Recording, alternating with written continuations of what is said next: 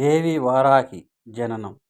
దేవి వారాహి మాత పురాతన హిందూ పురాణాల ప్రకారం వారాహీదేవి సప్త మాతృకలలో ఒక శక్తిగా వారాహి మాతను చెప్తారు.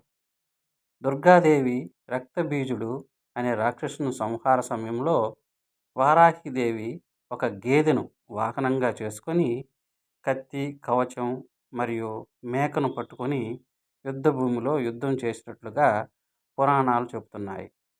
వారాహిదేవి యొక్క ఉపాసనను అమావాస్య లేదా పౌర్ణమి తిథులలో ఎక్కువగా చేస్తే, మాతకు ధాన్యంను నైవేద్యంగా సమర్పిస్తే అమ్మ చాలా సంతోషపడుతూ ఉంటుంది. దాంతోపాటు అమ్మకు వారాహి ద్వాదశ నామములని పేరు ప్రఖ్యాతిగాంచినవి. అవి: 1.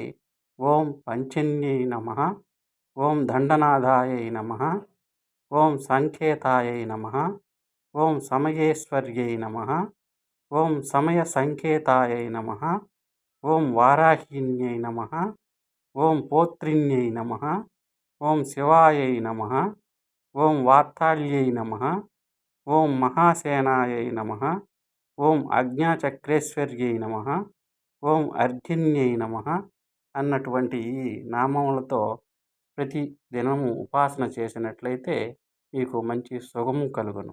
హరి ఓం.